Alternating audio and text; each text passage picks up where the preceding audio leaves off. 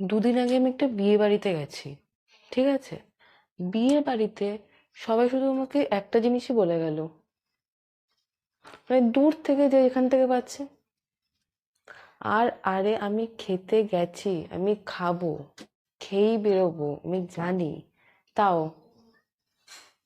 মানে আমি ওনাদেরকে বলে গেলাম যে হ্যাঁ আমি খেয়েছি খেয়েছি, মানে এতবার আমি বলেছি হ্যাঁ খেয়েছি, মানে মানে আমার তারপর ঘুমের ঘোরেতেও আমি এটাই বলে গেলাম যে হ্যাঁ খেয়েছি, হ্যাঁ খেয়েছি, মানে ঘুমের ঘোরে তো হ্যাঁ খেয়েছিই বলে যাচ্ছে। একটা কথা আমি খুব ভালো মতো জানতাম আমাকে এটা বলবেই, এবার তোর পালা, এবার তোর পালা।